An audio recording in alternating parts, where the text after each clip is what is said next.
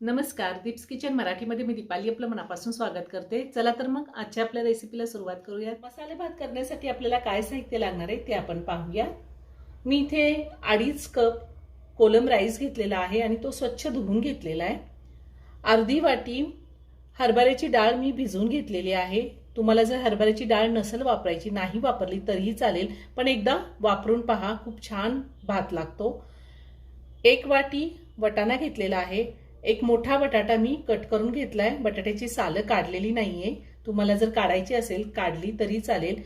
2 मोठे टोमॅटो मी उभे काप देऊन कट करून घेतलेले आहे। कोथिंबीर बारीक चिरून घेतलीये। 10 ते 15 कढीपत्त्याची पानं घेतलेली आहे। 6 हिरव्या मिरच्या मी मधोमध कट करून घेतलेल्या आहेत। 2 चमचे आले लसणाची पेस्ट, अर्धा चमचा हळद, 1 चमचा गोडा मसाला, 1 चमचा कसुरी मेथी, 2 चमचे साजूक तूप आणि आपल्याला तेलही लागणार आहे। चवीनुसार मीठ लागणार आहे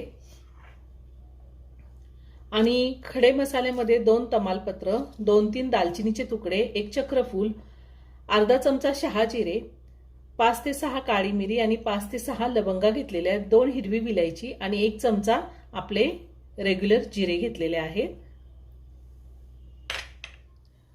मी गॅसवरती एक भांडं ठेवलंय, त्याच्यामध्ये 2 चमचे साजूक तूप घातले,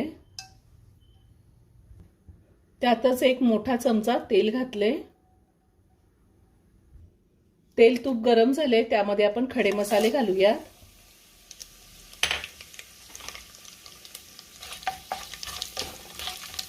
त्यातच आपल्याला हिरवी मिरची घालायची आहे,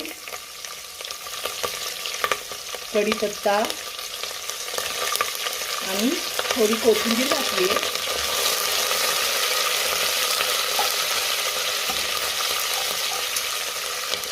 आता आपल्याला आलं लसणाची पेस्ट घालायची आहे। पुन्हा 1 मिनिटभर चांगलं परतून घेऊया, म्हणजे आलं लसणाचा कच्चा वास निघून जातो। आता यातच आपल्याला टोमॅटो घालायचा आहे।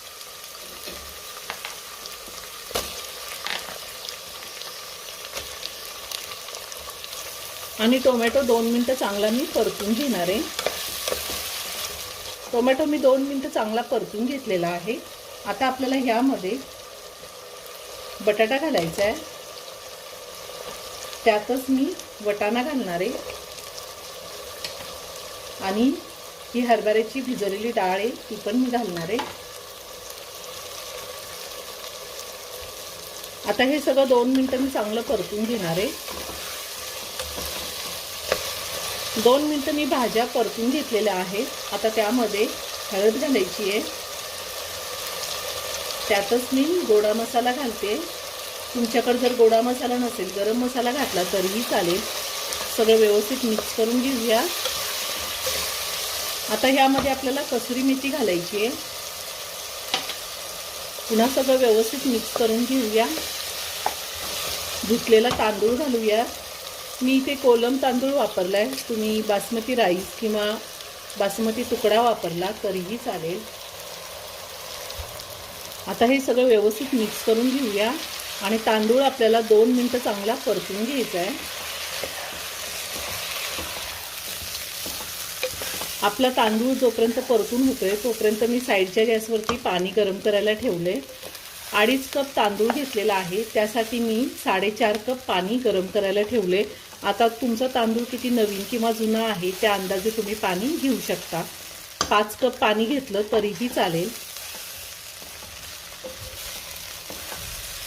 आपल्याला स्वयंपाकाचा कंटाळा आला असेल किंवा घरी कोण पाहुणे येणार असेल तर नक्की हा भात करून पहा, खूप छान होतो। आता मी यामध्ये गरम पाणी घालते। पाणी गरमच घालायचं आहे।